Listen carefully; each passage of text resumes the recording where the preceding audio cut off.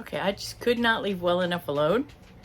So, since I had the cornichon, little teeny itsy bitsy pickles, come along with me on this eclectic journey where I have a couple of recipes for food. I package up some coffee beans. I clean out, defrost my freezer. Ooh, that was fun. I cook a little something.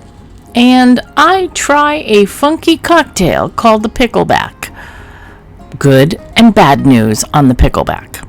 Oriana made Mississippi pot roast for her friends last night.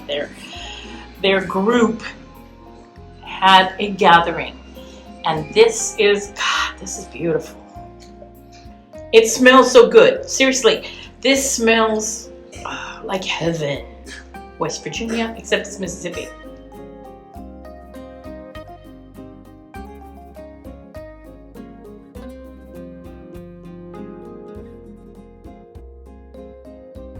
You learn something new every day, and I learned that a pickleback is a type of shot where a shot of whiskey is chased by a shot of pickle brine. Okay, I got the ingredients. I got the ingredients to make a pickleback. Well, kind of got the ingredients to make a pickleback. I got Jack Daniels. I was looking for one of the tiny little bottles, but they didn't have just plain Jack Daniels. So I got this one. I am not making full shots. Please notice. That's good enough. That's a mini shot. That's espresso outside. I could not find real dill pickles, but cornichons are little baby dill pickles, so I'm doing cornichons because it's all they had. Seriously, they had every olive in the world, but they did not have, straight up dill pickles. So I have my 2 shots here, mini shots. I'm gonna have to put the camera on myself and drink it. Okay. You're supposed to drink the whiskey one first, followed by the pickle juice. I'm not somebody who does shots a lot. I don't really like them because they're kind of gross. But I just want to see for you, is it true that this mellows out the grossness of this? I'm ready. I could stand here for like another hour and go, I'm ready. But I'm using up video. Okay.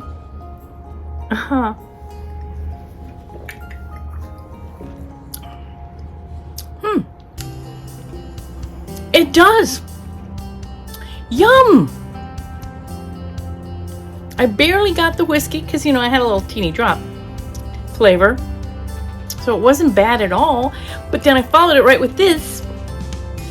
And mostly it was kind of it's a dill pickle, but a gentle dill pickle. Oh, that's not bad at all. People, try it. Okay, I just could not leave well enough alone. So, since I had the cornichon, little teeny itsy bitsy pickles, I put 3 of them in a little shot glass and a little bit of whiskey. If I don't choke and die, I'm going to try this. Shooting it down and then just not shooting the pickles, but chewing the pickles. Ooh.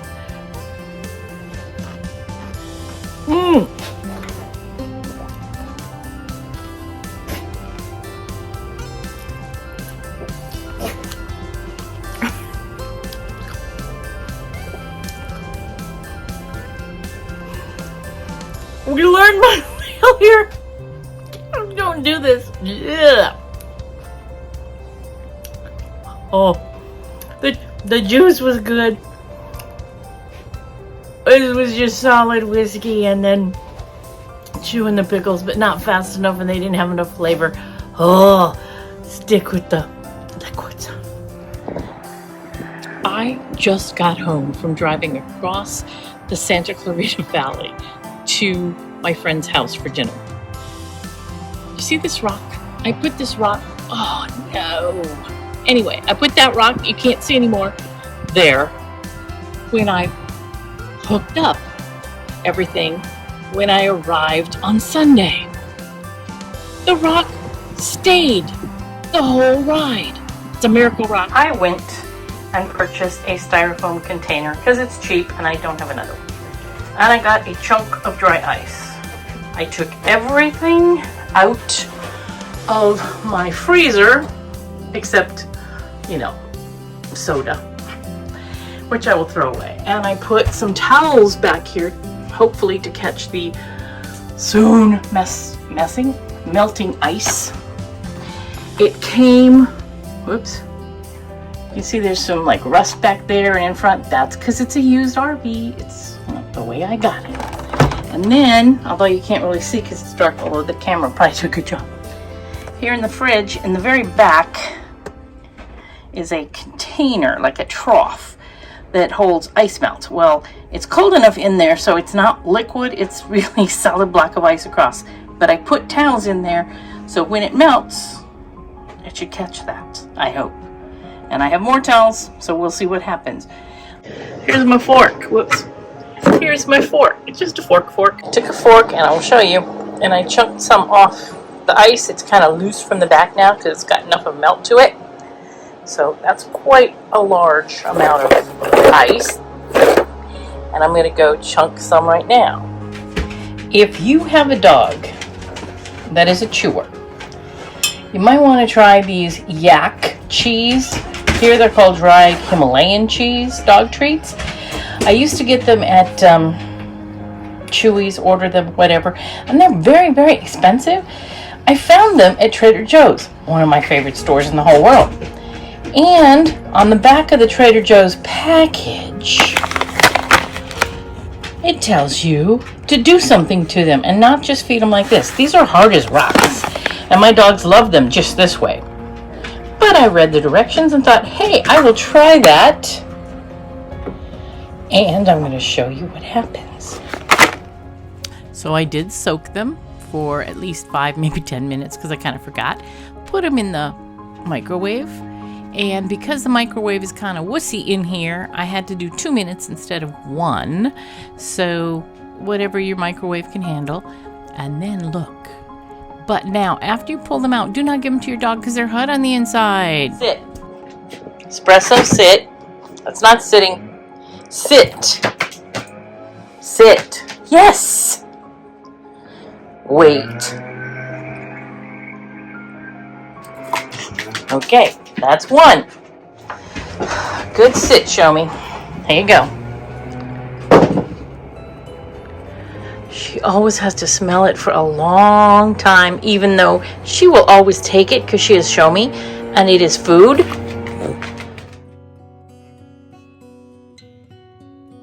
He stole Show Me's. He wasn't eating his. Show Me was starting to eat hers. He stole it. You have one right over there. You have your own. Right beside the bigger one. Nope, mine. I bought some butternut squash raviolis from grocery stores. Have them. Trader Joe's has them. I wouldn't be surprised if Costco and Walmart didn't have them. So what I'm doing is I'm going to make a little bit of brown butter. And I also purchased, hold on, I got to reach for it. Oops, sorry. Some fresh sage leaves. You can get those in every grocery store too. And I'm going to throw a few of those into the butter so that I will have brown butter sage. That will be delicious. Now, if you make this, make sure you stop before you get to burn butter. You do not need to chop up your sage unless you want to, because really, oops, I dropped one on the floor. Okay, so I just pulled the leaves off. Here's the sage. You just throw it in the butter. You don't have to chop it up. If you want, you can, get rid of the sage because it will have infused the butter, or you can use the sage. just leave it there and put it on your pasta. I think that's probably what I'm going to do. Sounds nice, doesn't it? We just want the butter to get a little bit more caramelized, and then we're pulling it off the heat. But remember, there'll still be a little bit of heat in the pan, so you don't want to take it right to the edge of burning, because then what will happen is the residual heat will probably just, oh man, that's too long, now it's burned, and now I gotta start all over again. Okay, I cooked the pasta, and I just threw it in the little frying pan with the butter and sage. Now the sage is not strong, it just gives it this little delicate extra flavor. It is so good. So, great little dinner.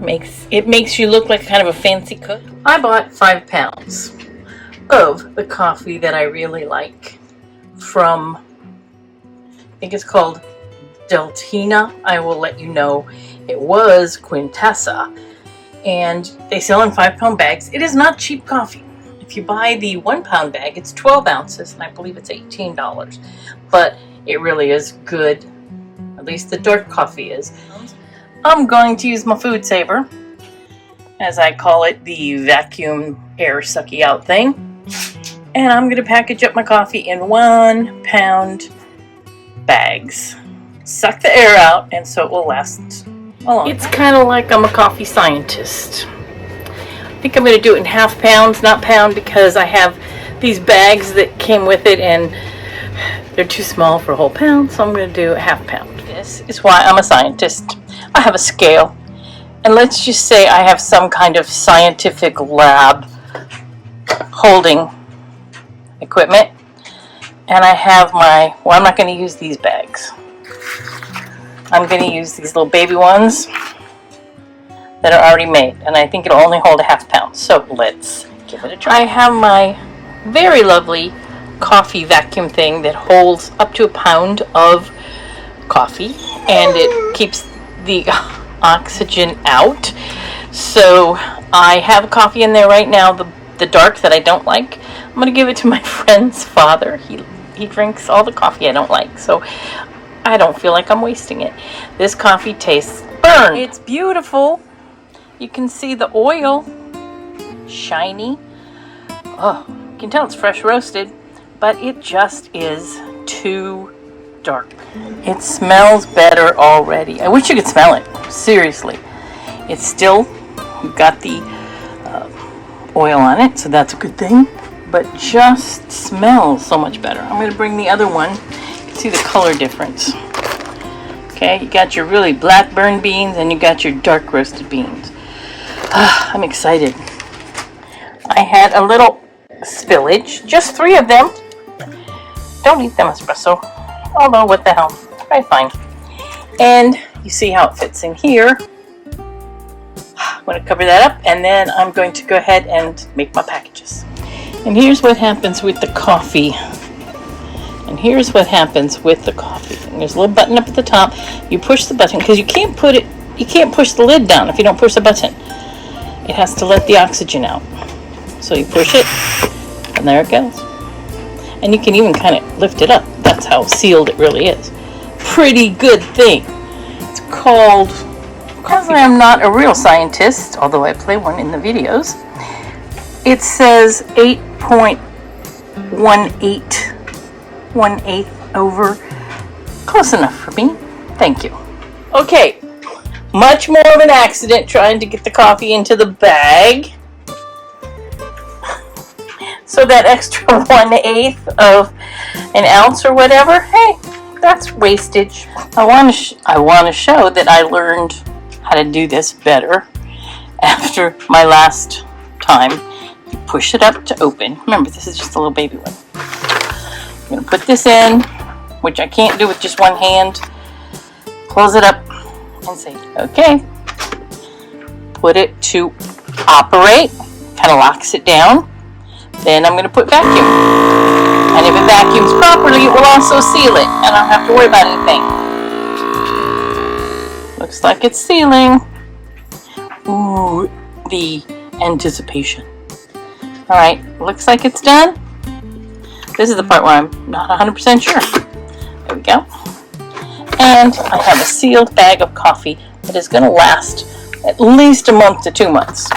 I drink a lot of coffee. Well, not a lot. I drink 2.5 mugs a day. And so really, I go through about a pound of coffee every week and a half. I have a container of coffee bags full of half pounds of coffee. I also got this brewed cacao. It's okay. I got the variety pack. There's a really light one. Hate it. It's kind of like, it's so watery that it's kind of nasty. But the strong ones really kind of taste, they do taste like chocolate because they are chocolate. I'm going to put some in my coffee and brew it that way and see what happens. I think that would be delicious. Again, thank you for joining me on this odd journey. I had a good time. I hope you did. Please continue to watch. Get your friends to watch and subscribe. I really enjoy doing this. I want to keep doing it. I want to keep being kind of out of the ordinary because that's me. I like a little bit of everything. I want to share a little bit of everything with you.